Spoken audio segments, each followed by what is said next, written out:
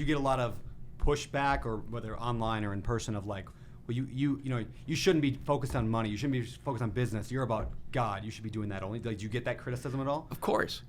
And I realize most of those people are, ironically, Christians. Yeah. People who are not Christians never have a problem with it. It makes sense to them. Yeah. People who are Christians want to tell you who you should be. And I always think to myself, wow, did those people actually read the Bible? Because Joseph actually became the most powerful man, and in an empire that was anti-God. Yeah. And so did Daniel, and Moses became the leader, the founder of a nation.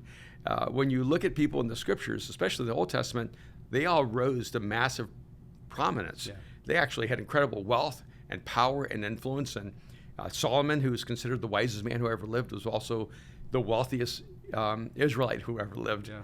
And God didn't seem to have any conflict between living a life that he called him to live and living a life that created incredible wealth and well-being for other people.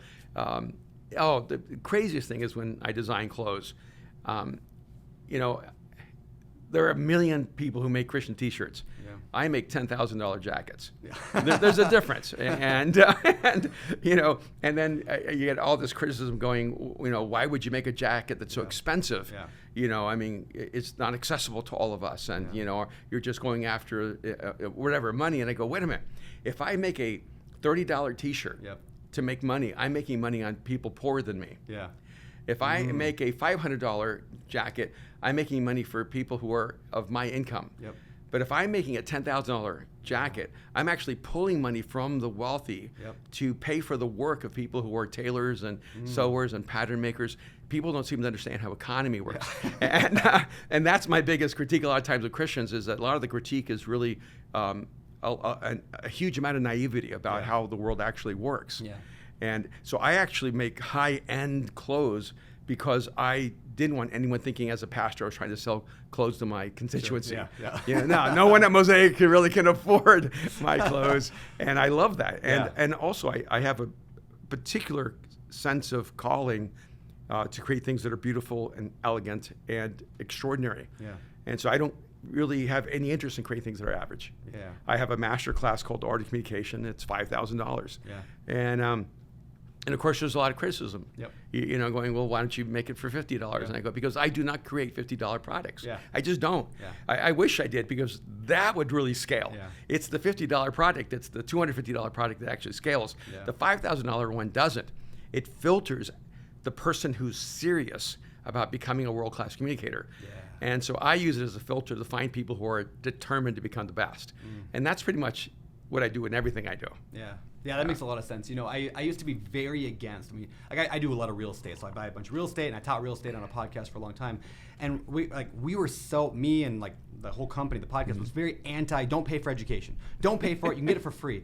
But then I started noticing this pattern that everyone that I knew, almost everyone I knew that paid a lot of money, was way more successful. And it wasn't because they were successful so they could afford it, which maybe was a piece of it.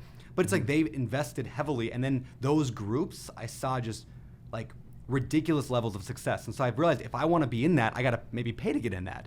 And so it almost self-selected a little bit. And there's still lots of stuff for everybody else to learn from. There's still the $30 T-shirts people can buy. No, and those are wonderful. Yeah. Except, when people say that, I go, well, did you check the process of how it was made? Yeah. Like, who didn't get paid so that you wouldn't have to pay? Yes. Ooh, that's a great question. Yeah. See, when I'm making something that's really expensive, I know everyone in our entire process is being paid extremely well. Yeah. And so I don't mind charging the end consumer so that everyone else can have a really good livelihood. And I don't know why, but a lot of faith thinking is magical thinking. We just hope everything just happens magically and happens, in an ethical way. You have to work to make things ethical. Yeah. And that actually costs. Yeah.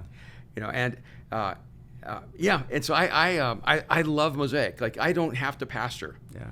And I think, in fact, when you see a lot of I don't want to go into that too much, but a lot of pastors who fall. Yeah. A lot of church systems that just collapse all around you. It's usually because their entire identity revolves around being the pastor of a church, and their entire economy is. Yeah. And for me, for the first 30 years of pastoring, I don't think I ever made more than $30,000 a year. Yeah. And that would be included entire package. For Yeah. the first 15 years, I never made more than $16,000 a year. Yeah. And so it was more of a tip, and I lived in LA. Yeah. I had to work and I had to create make wealth. money. I had to take care of my family. And I'm really grateful for that. If I had a church that could have funded me and paid me whatever it was worth, I don't think I would have had the hustle and the drive and the innovation and creativity to create other things. Yeah. And so I find that to be a great tension. Usually I tell church starters when they're going to go start a church, move to a place and start a career. Yeah. 100% agree. Yeah, get a job. Yep. Like do something that integrates you into the city. Don't get funded and then feel like you're going to be relevant to that area. Yeah. Because everyone's going to ask you, well, where are you getting your money? Yeah. And I can say, hey, I do this, I do this, I do this. And it was so much fun, even starting Mosaic. Everyone knew I was a futurist. Yeah. And I got paid to be a futurist.